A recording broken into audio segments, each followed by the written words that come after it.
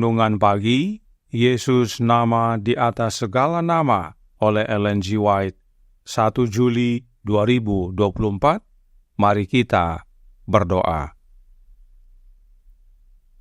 Bapa kami yang di sorga, Allah pencipta langit dan bumi, laut dan segala isinya, Allah yang maha besar, maha kuasa, sumber segalanya, yang kami sembah selalu melalui anak-Mu yang tunggal, Yesus Kristus.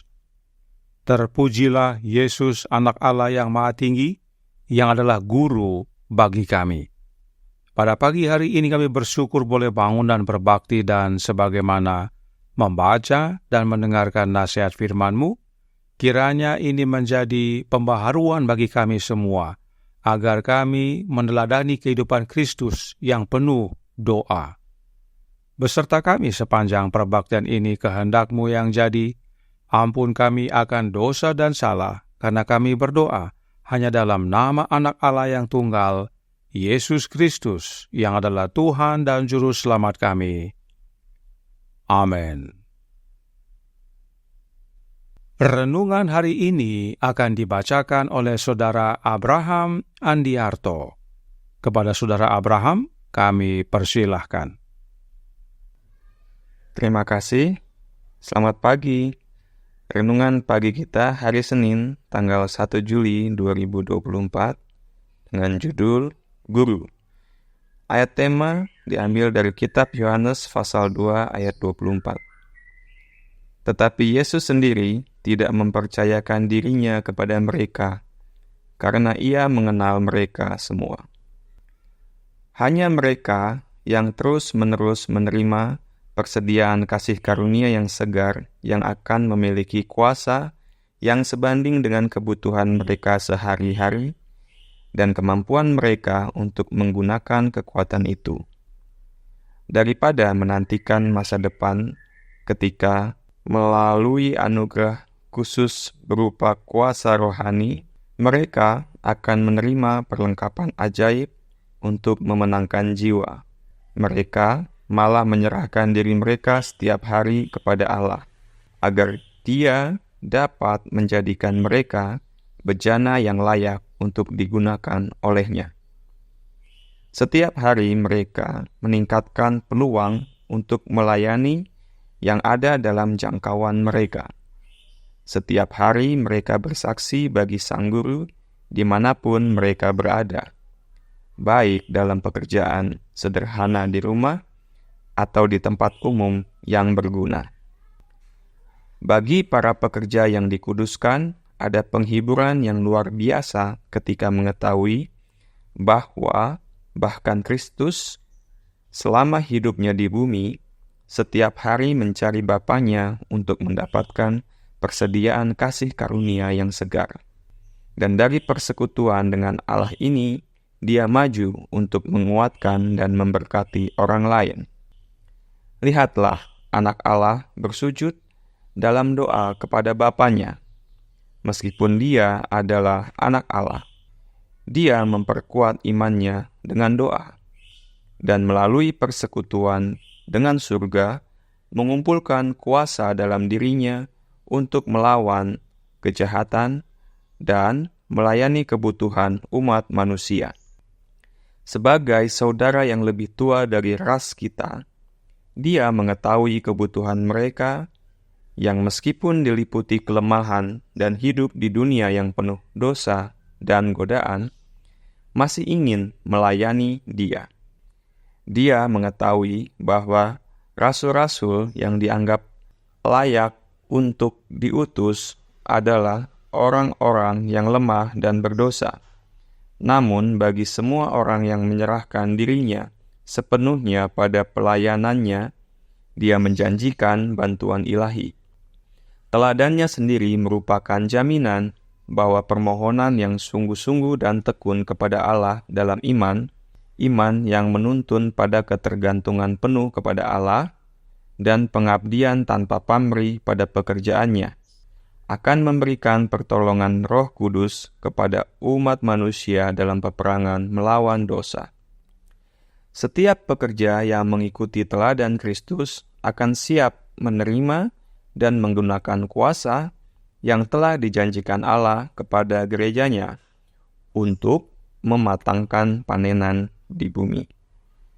Pagi demi pagi, ketika para pemberita Injil berlutut di hadapan Tuhan dan memperbarui sumpah pengabdian mereka kepadanya, Dia akan menganugerahkan kepada mereka kehadiran Roh-Nya dengan kuasa-Nya yang menghidupkan dan menguduskan.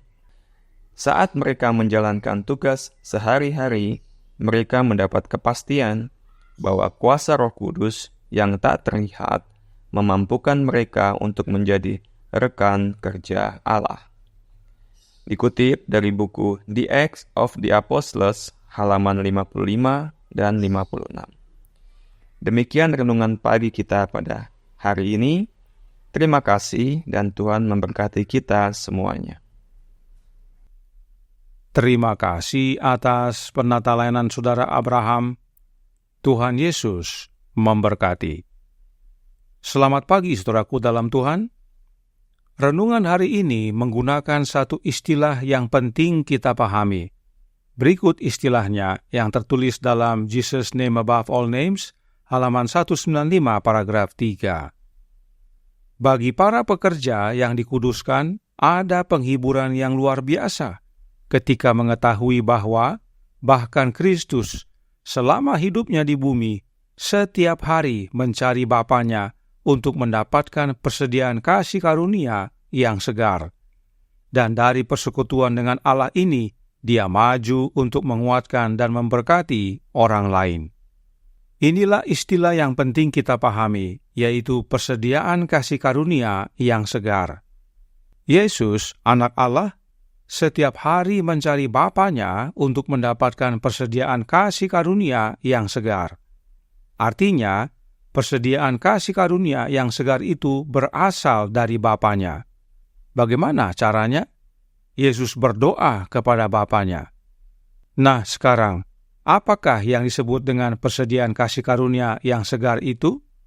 Kita baca manuskrip 55 tahun 1912, paragraf 1 yang berbunyi, sebagai umat manusia dan secara individu, kita perlu menerima persediaan kasih karunia yang segar hari demi hari. Kita memerlukan sumbangan Roh Kudus yang mampu menyucikan jiwa. Persediaan kasih karunia yang segar itu adalah sama dengan pemberian Roh Kudus. Roh Kudus itulah kasih karunia yang segar yang Yesus minta dari Bapanya. Untuk apa? Untuk menguatkan imannya dan untuk melawan kejahatan. Kita baca dari Kisah Para Rasul halaman 47 paragraf 1 yang berbunyi, lihatlah anak Allah tunduk di dalam doa kepada Bapanya. Meskipun ia adalah anak Allah, ia menguatkan imannya dengan doa, oleh berhubungan dengan sorga, mengumpulkan bagi dirinya sendiri kuasa untuk melawan kejahatan dan melayani keperluan-keperluan orang banyak. Suatu teladan istimewa bagi kita. Yesus yang adalah anak Allah berdoa kepada Bapanya untuk kekuatan iman serta kumpulkan kuasa. Sebab doa meningkatkan pertumbuhan kerohanian kita. Karena melalui doa dalam iman, kita terhubung dengan Kristus yang adalah pokok anggur, yang darinya kita menerima hidup, dan melalui Kristus kita terhubung dengan Allah. Dan bila kita terhubung kepada Allah, maka kita akan menerima persediaan kasih karunia yang segar. Itu sebabnya Roh Nubuat menekankan dalam Our High Calling, halaman 362, paragraf 4. Kita harus melihat kepada Yesus, mempelajari firman-Nya, berdoa untuk Roh-Nya. Kita harus lebih sering menyendiri bersama Allah dalam meditasi dan doa. Marilah kita lebih banyak berdoa dan sedikit bicara. Oleh sebab itu, renungan hari ini berkata dalam Jesus Name Above All Names, halaman 195, paragraf 4. Pagi demi pagi, ketika para pemberita Injil berlutut di hadapan Tuhan dan memperbaharui sumpah pengabdian mereka kepadanya, Dia akan menganugerahkan kepada mereka kehadiran Roh-Nya dengan kuasa-Nya yang menghidupkan dan menguduskan. Sebagaimana Yesus berdoa kepada Bapanya untuk menerima persediaan kasih karunia yang segar, yaitu dengan menerima Roh Kudus yang dari Bapa, maka kita pun dapat menerima persediaan kasih karunia yang segar juga dari Tuhan kita Yesus Kristus oleh menerima Roh-Nya Yesus yang kudus, yang adalah kuasa yang menghidupkan dan menguduskan. Untuk apa kita terima kasih karunia yang segar itu? Renungan hari ini berkata dalam Jesus Name Above All Names, halaman 195 paragraf 2. Setiap hari mereka meningkatkan peluang untuk melayani yang ada dalam jangkauan mereka. Setiap hari mereka bersaksi bagi Sang Guru dimanapun mereka berada, baik dalam pekerjaan sederhana, di rumah, atau di tempat umum yang berguna. Inilah pentingnya kita menerima persediaan kasih karunia yang segar setiap hari dari Yesus, agar kita bersaksi bagi Yesus dimanapun kita berada. Itu sebabnya lebih baik banyak berdoa dan sedikit bicara, agar kita menjadi saksi Yesus yang penuh kuasa dimanapun kita berada.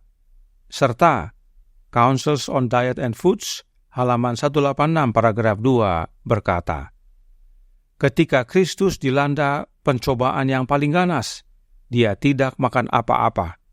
Dia menyerahkan dirinya kepada Allah dan melalui doa yang sungguh-sungguh dan penyerahan yang sempurna kepada kehendak Bapanya, keluar menjadi pemenang. Mereka yang menyatakan kebenaran untuk hari-hari terakhir ini, di atas setiap kelas orang-orang yang mengaku Kristen, harus meniru teladan agung dalam doa. Dalam menghadapi pencobaan, Yesus berserah penuh kepada Bapanya dalam doa. Bahkan Yesus berpuasa, dan akhirnya Yesus keluar menjadi pemenang. Inilah teladan yang harus menjadi bagian kita para juru kabar kebenaran dan bagi orang-orang yang mengaku Kristen. Inilah makna banyak berdoa dan sedikit bicara. Kita lebih banyak mendengar suara Tuhan daripada suara diri sendiri. Kiranya kebenaran ini menjadi pembaharuan bagi kita semua. Tuhan memberkati, saya bawa dalam nama Yesus. Amin. Mari kita berdoa. Bapa kami yang di sorga, Allah pencipta langit dan bumi, laut dan segala isinya, Allah yang maha besar, maha kuasa, sumber segalanya, yang kami sembah selalu melalui anak-Mu yang tunggal, Yesus Kristus. Terima kasih atas nasihat yang indah pada pagi hari ini. Nasihat yang penting bagi kami, yaitu meneladani akan kehidupan doa dari Yesus Kristus, anak Allah. Yesus saja yang adalah anak Allah, setiap hari berdoa kepada Bapanya, meminta akan persediaan kasih karunia yang segar, yaitu Roh Bapanya. Demikian juga kami sekarang ini. Kami pun membutuhkan persediaan kasih karunia yang segar dari Yesus, yaitu Roh-Nya Yesus dalam hati kami. Karenanya, tolong kami ya Bapa. Suruhlah roh anak-Mu dalam hati ini, dan biarlah kami semua yang percaya membuka hati, menerima Kristus berkuasa dalam hidup ini, sehingga kami diubahkan menjadi serupa dengan Dia, menjadi saksinya yang penuh kuasa, dan di kehidupan kami lebih banyak berdoa dan lebih sedikit bicara. Beserta kami sepanjang hari ini kehendak-Mu yang jadi, ampun kami akan dosa dan salah, karena kami berdoa hanya dalam nama anak Allah yang tunggal, Yesus Kristus, yang adalah Tuhan dan Juru Selamat kami. Amin.